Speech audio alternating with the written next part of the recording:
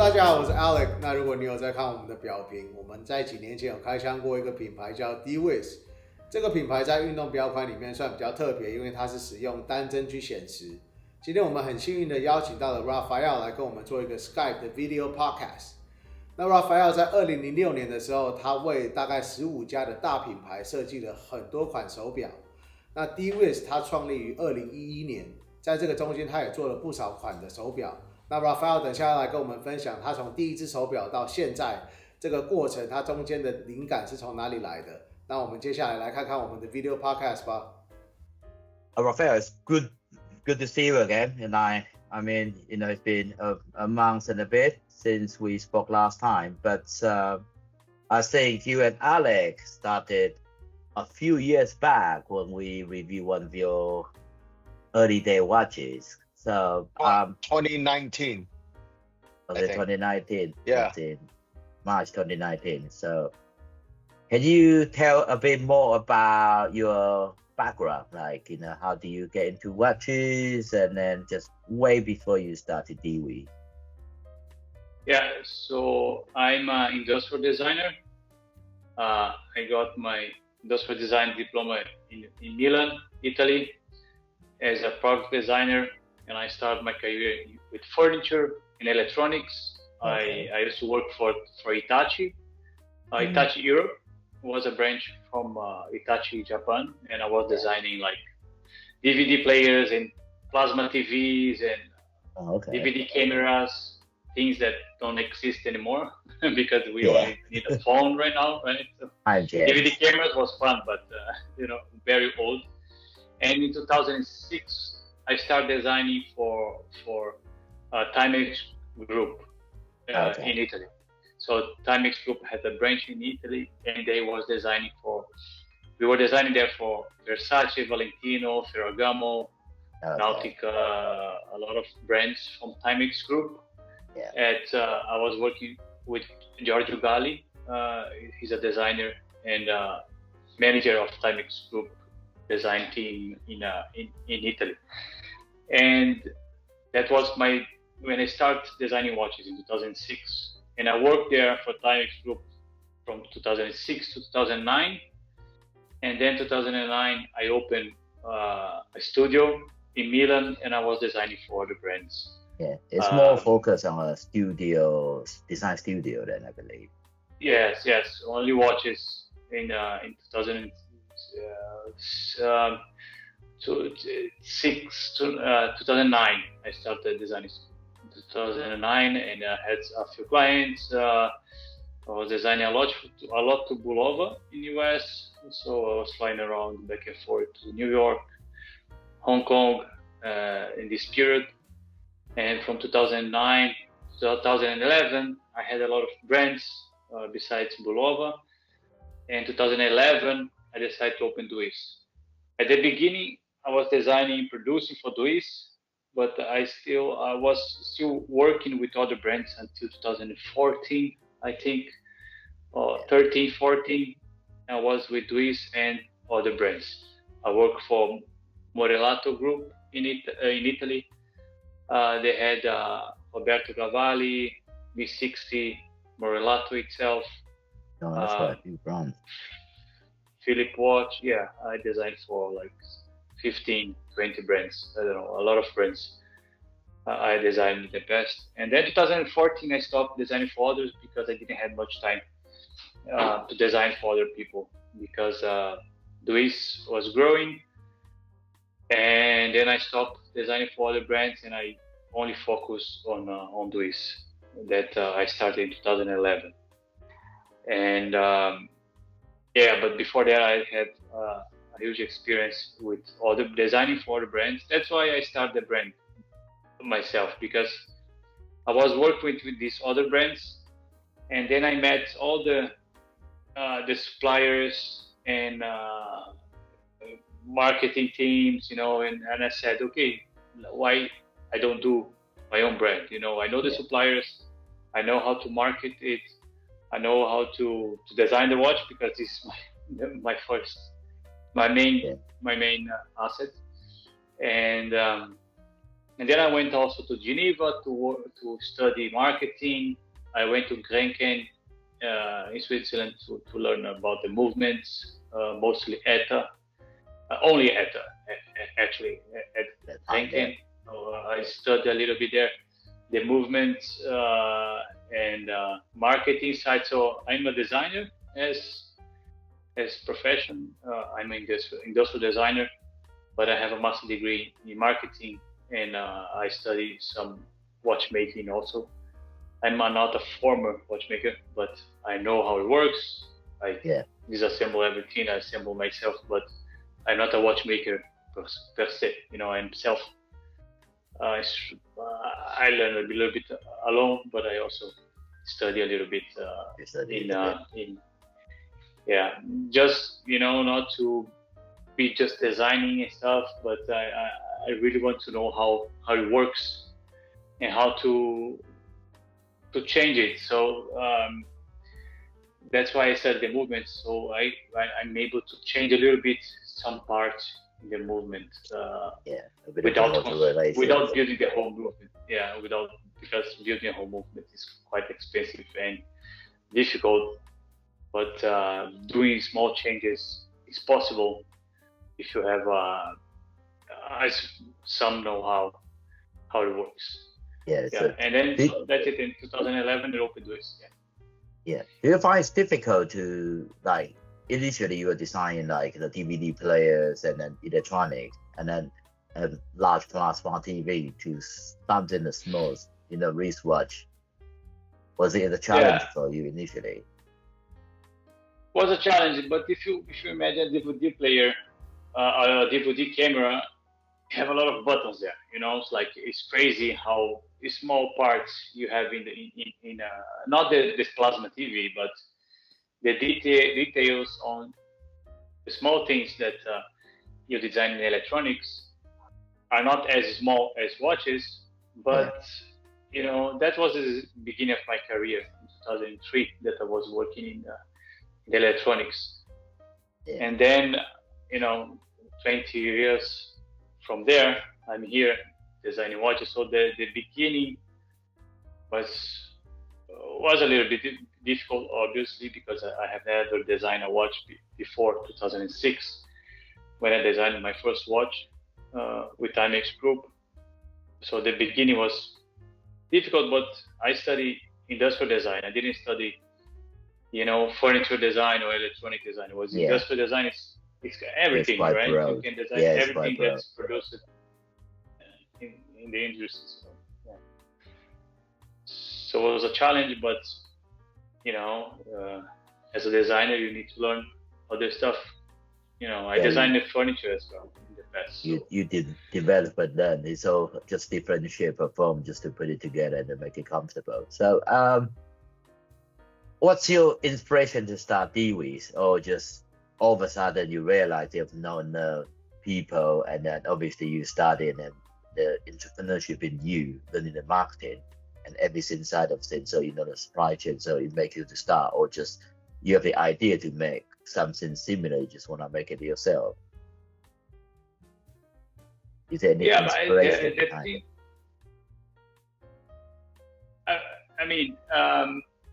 I never designed a watch before 2006. So I started designing watches, and I started getting in love with it, because the more I got to know, I learned about watches in the history, the more I was involved in it, and the more I appreciate it. So, and I started reading more and studying more, and everything sounds, for me, the beginning of everything was watches, before trains and stuff, because mankind never did something that moves like watches before watches themselves, right? I mean, you have everything from the industry start more or less with watches in churches in Europe or stuff like this, right? So the moving parts that make the watches working was integrating me more and more by the time I was reading and studying the past of it. And then since I was a child, always liked small things. I didn't knew was watches because I was born in Brazil. So Brazil is zero watches. We don't produce watches in Brazil. Brazil is a huge country, but no watches are produced there.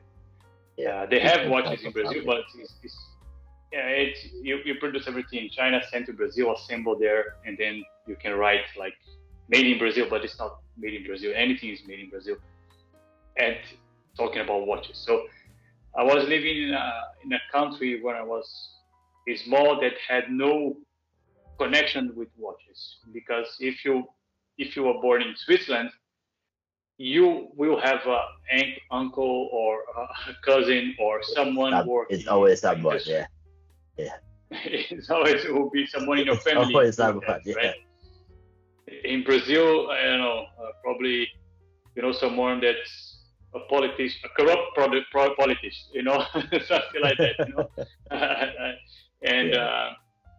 and then I always like small things, and then I moved to Europe in 2000, and I started studying industrial design there, and I like things. I like to build things, but I didn't knew was watches yet.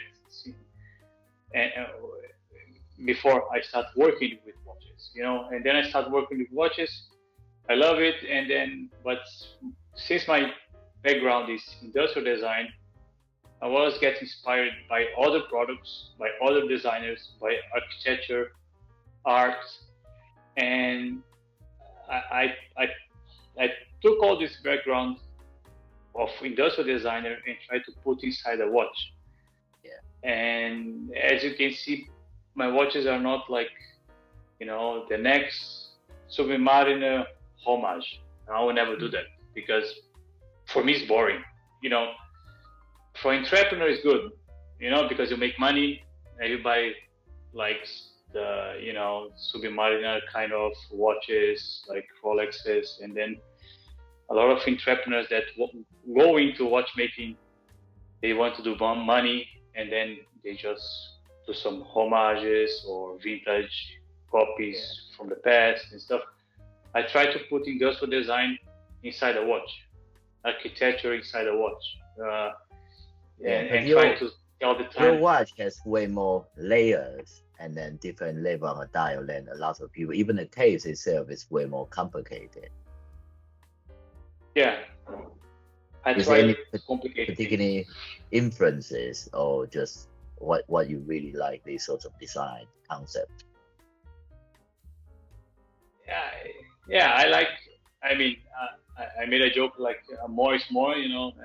They're saying less is more, but I put more to get more, and then I do the opposite, right? And then this saying, because I like to put. It's like trying to put a building inside a watch. Try to minimize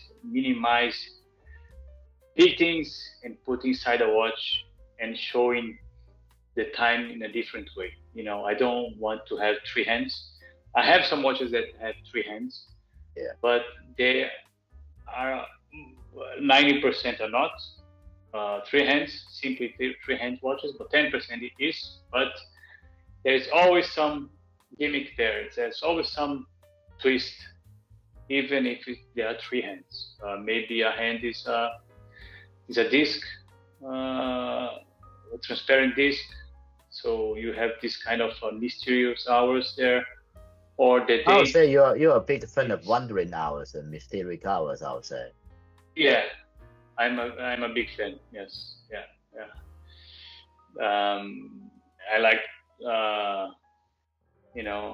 the Cartier mysterious hours, the clocks, and yeah, I'm a big fan of wandering hours and mysterious hours. So I use it a lot in my watches. Yeah, interesting. And jumping hours as well, but still working on that one. Okay. And, maybe it looks soon. like something I'm looking forward to that. Yeah, I'm cooking something for soon. Yeah. Jumping out is always interesting. So, shall we talk about something exciting? Your staff launch now. So, you currently, I mean, you have lots of sold out pieces. I mean, majority there are lots of jumping hours and wandering hours, and then currently you are launching the signature hours, the M3S earlier. Have your signature sort of floating hour disc? Can you tell us a bit more about how it's been progressed so far? Yeah, very good. When you see the sold out pieces, it's because usually I do one collection per year, and they are all limited. Most of them are limited to 500 pieces. So when I sell these watches, 500, I don't produce them anymore. And I design another one and I launch another one. That's also what makes different from other brands. I don't produce the same watches again. And some people ask me, "Oh, I like this model. If you go to my website, you see like past models and stuff. I like this other model. Can you sell me one?" I said no, because it's sold out. It was limited, and I produced in that year, and then maybe it took 1 year to sell everything, and then when it's done, it's over. So the M3S, it's the M3 case I designed with the Watch Design Club that I created was during COVID, before COVID, and then COVID started, and then we finished the club during the COVID. So I was designing one watch with 100 people, and then there was a membership. These people were paying a monthly fee. They were paying $80 per month, every month, and like a club, and we were designing this watch together. So after 12 months, after 9 months, the design was ready and in production and everything. And after 12 months, they got their watch that we designed together. So was the M3 was the first one. It's the first M3 model. This is the case. I don't know if I can. Okay, this is the M3, right? We designed this case and this dial with the club.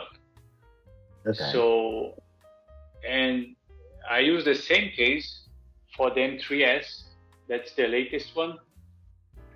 And the case is the same, but the dial is completely different. So this was designed in the club, and then the M3S came with the signature hours. Yeah. And the case is the same as the M3. So the M3S is going very well. The signature display, that's a mysterious hours under this multi-layer dial. That's the dial have other layers. And I introduced this time reading in 2015 or 14 with a crowdfunding campaign.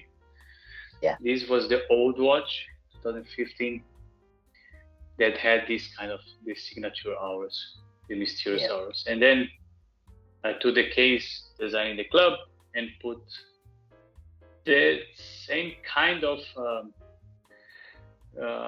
display in this new watch. And this is the newest watch, and I'm selling right now. I still have a few pieces because I launched it almost 1 year ago, and it's 500 pieces only as well. And this watch is won 4 design awards, so it's pretty well seen in the design community. So it's a nice design. Won 4 design awards, and we're still competing for 2 other awards. So it's there. You can see the website. It's one of the watches I prefer the most in my collection right now. Yeah. Usually the last one I design is the one I prefer the most usually, because it's the last baby, it's like you just finish it and then you are super excited to show it, and then it's always the new thing that I prefer. Maybe I prefer the next one already, That's not. It's also challenging for designer to keep, having new idea, designing new stuff. I think it's part of fun for you as well, and I believe. Yeah, it's fun. It's fun. Sometimes it's a little bit stressed because you need to do something. It was worst. Now that I have a brand, it's easier, kind of, because in the past I had the studio and I need to develop a lot of watches for a lot of brands and sometimes a lot of modifications because the people you work with want to modify this and that. They don't know exactly why, because they talk to the marketing, that talk to the suppliers, that blah, blah, blah, and then they keep changing. And I was designing a lot of watches. I really did a lot of designs. I don't know how many, for these brands. You imagine I was designing. I mean, for 15 brands, I designed from 2009 to 2014, kind of for 5 years designing for the brands. When I was not working at the Timex Group. Timex Group, I worked for 3 years, and then I had my own studio for 5 years. And like 15 brands, I don't know, I designed 300, 400, 500 watches. I don't know how many watches, I have. Also, having your own brand has more freedom, and then your design language across different range, it could be more cohesive as well. I think that helps a lot on the sort of designing and then inspiring process.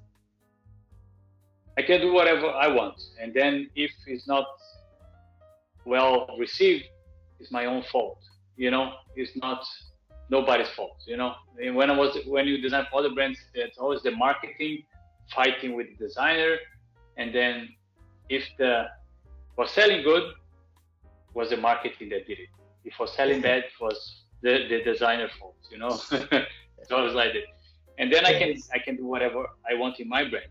Obviously, I study a little bit the market before launch a new watch, and I see what people are liking, but I don't like to copy or do the same thing that other people are doing. So I do my own stuff and that I like, so I'm more free to do that. And you are more, if you have your own brand, you are more responsible, and all the fault or the gains, it's yours, right? So everything falls on you, Fully responsible, as you said. Yeah, but all the gratifications goes for yourself as well. So when people send me an email saying, "Oh, I got the watch, very nice, congratulations," that's what keeps you moving on, right?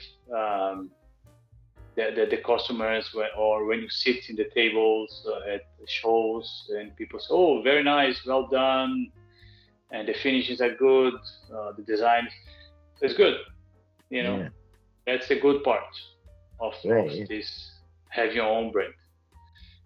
You have all the difficulty to survive, and the market is quite hard because there's a lot of brands popping each day. There's a new brand popping out, and but it's fun. Oh, it's still fun. Yeah. Out of curiosity, I never know. I mean, are you still replying or answering all the emails? Or how many people in your company or in your team? I do everything. Oh, you do everything? I do everything. Yeah. One man team. Okay. So I go to the fairs, I design the watches, I talk to the suppliers, I do everything.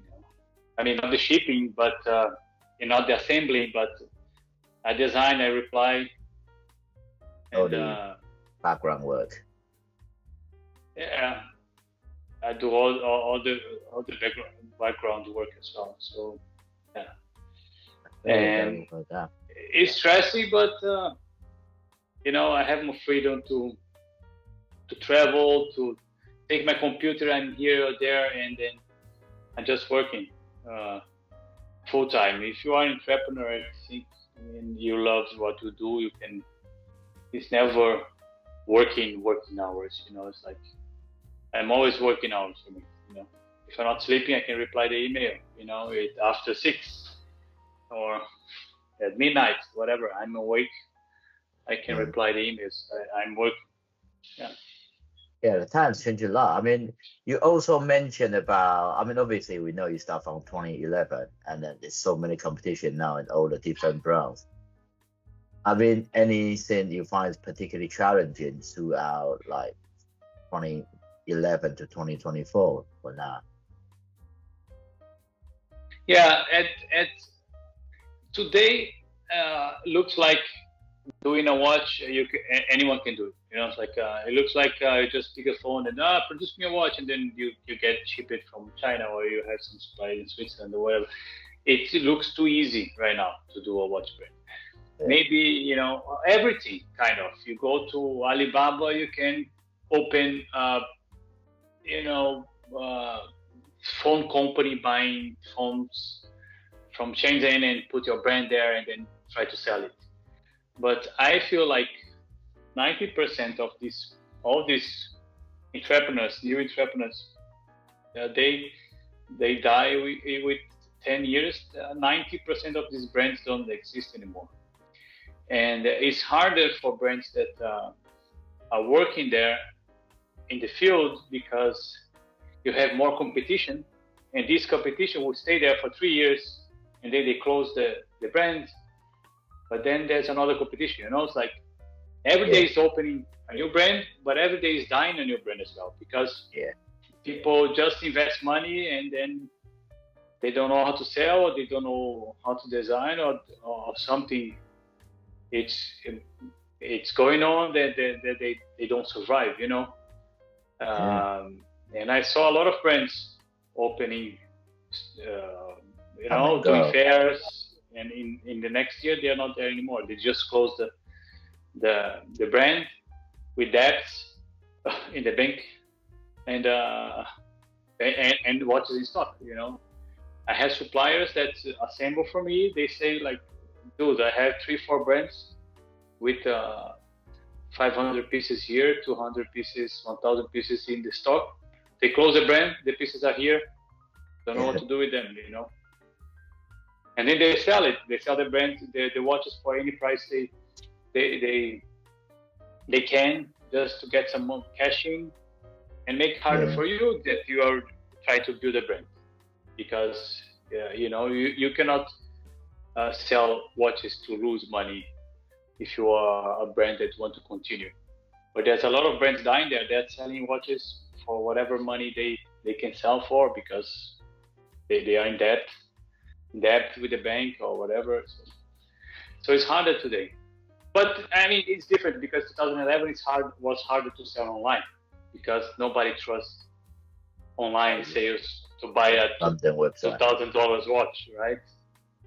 From the website, people were afraid to put a credit card to buy something that costs more than $100.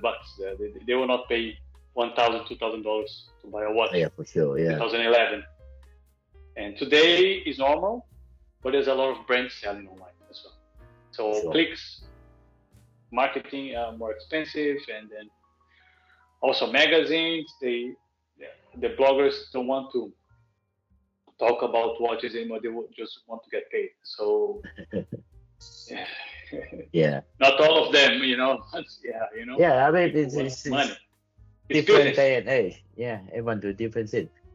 So I mean, are you doing, like, in terms of sales, are you doing more sales online, fairs, or through retailers? Online. So that's the way to go. Yeah, I think like 75-80% is online. Awesome. And it's 500 watches a year, so it's something that I can manage myself, right? Without having a lot of people working for me and stuff, and without spending much, because if I spend more, I need to increase the prices of the watches. I need to sell more. So I want to do 2 collections a year. Next year I will have 2 collections. But let's see how it goes. I will increase the price a little bit because the movements are more expensive.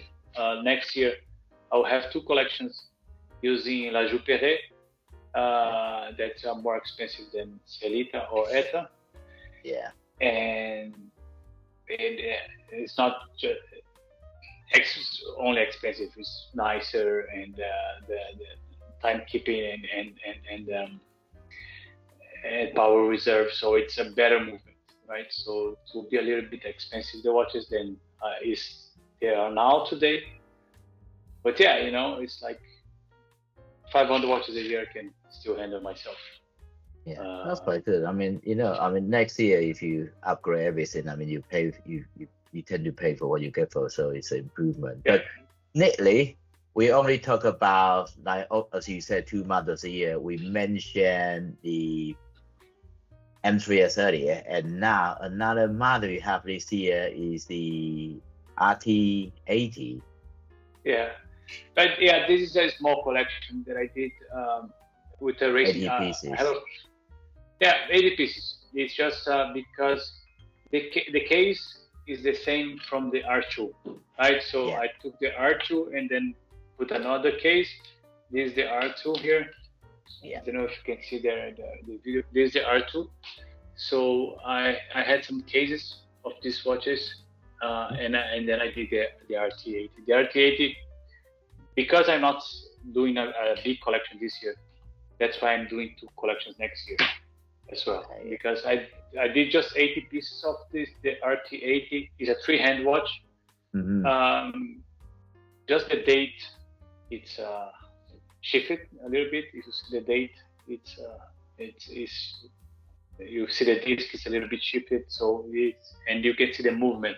Yeah. So we have a skeleton dial to show a little bit the movement, and this the Peugeot movement, fully decorated on the back, and it's a small piece, 80 pieces only, with a racing team that race vintage cars and Caterham cars. So, and I sponsor them. So we did this special watch. The RT is for Racing Team 80 is the name of the racing team. So it's a small collection, very fun and very good to wear because it's very slim and light. So colorful. More colorful as well. Have a nice luminous, and I took the trend of the colorful rainbow indexes that all the brands have. That's not a new idea, I know, but these were designed with the racing team. They like this because the cars have all the colors as well. So we put this in the indexes and have a very good loom, and then it's a small collection. That's why next year will be, because I was planning to launch the next year, at the beginning of next year, 2 bigger collections with special movements, special wandering hours, special luminous blocks. Yeah, one will be in the wandering hour, and the other one will have like, Sorry. Go ahead. Sorry. Yeah. Because when you say you sponsor the racing team, are you also interested in racing car, vintage cars? Yeah. I like it. I don't race. I have friends that are racing. That's why I sponsor. But I'm there with them. They are racing. I drive a little bit vintage cars and stuff. But they are racing. I'm just in the box. Watching the race and following the racers and stuff. So we travel a little bit in the peninsula, Portugal, Spain, to these races. Yeah. And if you see like in 2000, if you see some pictures from the M2 2014, there was a lot of vintage cars, old timers. In Switzerland, because I have a friend as well that have a huge collection there of vintage. So it's something I like. I don't race, but it's something that I get inspiration from as well, from the Yes, cars. I'm happy you don't do loads of like, vintage thing like everyone else.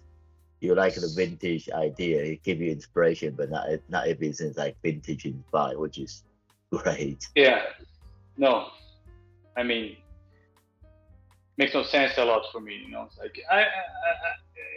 for example, this one, you can see it's not vintage, but you can see a little bit of inspiration from the past, right? Yeah. It has a mysterious hours. The hours is inside. It's not the vintage look that you have this.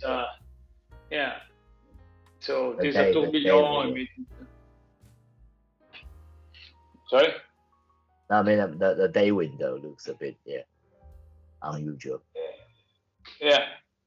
So, but you see the inspiration from vintage is there, but it's not the vintage copy that you're talking about. Not a vintage watch in the new case with a modern twist. No, it's everything is modern and new, and the inspiration comes from this vintage background and how things were done in the past. I think it's nice. If you go inside the car. Today is electronic. You have a screen. That's it. Cool as well. Nice. But in the back then, you should see cars from the 50s and just afterward, just have all these buttons and nicely done chrome and nice finishing stainless steel and not the plastic stuff that we have nowadays. Just to produce more. By that time, I think it was more well done, right? Things. Yeah, and sure. you care a little bit more of every single piece you're doing. So. Yeah, but I mean, in a way, it's quite cool. I mean, I was surprised you didn't do something like with M3. It's like it's always like when it's wandering hours, it's always like the mini hand or the hour hands chasing each other. It's a sort of like racing inspired. So I mean, it's not only racing, it's motorsport, but also it's the time. Yeah. And can we also talk about? I mean, you also have the atelier. This is something new I just recently discovered. Are you actually paying a lot of attention on this side of business? It's a bespoke watchmaking experience. No, which kind of business, sir? I mean, I just noticed you also have the atelier side on a Dwiss business, but you haven't really promote much on this, or just the atelier is something new, right? Are you changing the video on the screen now? Because I see the history on my screen. I just see the web page on the history. Okay. Are you in the atelier? No. Yes, I am in the atelier at the moment. It's not moving. My screen's freeze. My screen's freeze. But the idea of the atelier came from the club. The club, I did a watch with 100 people, right? But the atelier is like we can do one watch together for clients, special clients that want one watch. We can do the whole watch from the beginning to the end, and obviously there's a certain price for that to do one watch. And then I will sit there and design the watch with the client, and then produce it with our suppliers. Not doing the movement, but purchasing the movements from our suppliers. So if the clients want, I don't know, a 2 million, we can select a few suppliers and buy 2 million to put in the watch, and then sell this watch, produce exclusive for one client. The atelier is 1-to-1.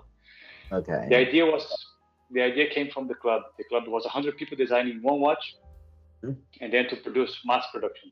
Mass production, 500 pieces, but and the atelier is 1-to-1. And that came also because of the RT80, the watch I launched with the racing team, was the racing team idea to do the watch, not my idea. They said, let's do a watch together. And I said, okay, but instead of doing all the case again and everything, we take a case that exists and then put a new. Sorry, I got a call here, and so we take the case, and this idea came from them. Let's do a watch together and stuff, and then I started thinking, why not doing the atelier that you can go there and design watch one-to-one to someone. So that was the atelier idea. I just started it. You know? Okay, yeah. Because I didn't know about it until after a few days ago when we spoke. I checked online. I said, this is something I've never heard of. I mean, from you. So yeah, okay. It's I don't know, 1 month. You know, I opened this. I have one client that we are starting with one person, and then I put online. I put online some images. You know. Okay, yeah. Oh, that's interesting. So, lastly, can I also ask, like, I'm obviously gonna launch 2 collection next year. What's your expectation with like Dwiss direction gonna go maybe in 3 years or 5 years time? I will start next year with 2 collections. So I hope that I can make in 3 years have continuous 2 to 3 collections a year, like still small production, 500 pieces, and increase the quality of the watches and increase the number of complications.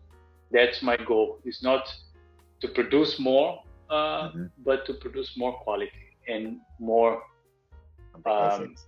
complications. And I did the first 2 billion I did, it was 2018, I think. That was when Nick and Tag first talked about Dwiss with the R1 collection. Yeah, it was we R1. had 2 billion. Yeah, that was when I did the first 2 billion. 2 billion. And nowadays, also it's easy to have 2 billions. You know, back then was a little bit more difficult. Nowadays, it looks like it's quite normal. A lot of people are doing it. Yeah. So I don't know. Maybe next from a few years from now, I can do a miniature repeater or a perpetual calendar. In 10 years will be normal as well. But let's see how it goes. My idea in 3 to 5 years to have more complications and more collections. Not more quantity of the same watch, but more collections with different watches with different complications, and maybe having people helping me if we have more than 3 collections a year. Yeah. Nice. Okay. Great. Yeah. So thanks for your time, and then we look forward to review the RT80 and probably look forward to something new very, very soon. Thank you. Yeah. Thank you. Thank you for the call. Thank you, Alex. Thank you, Kirk.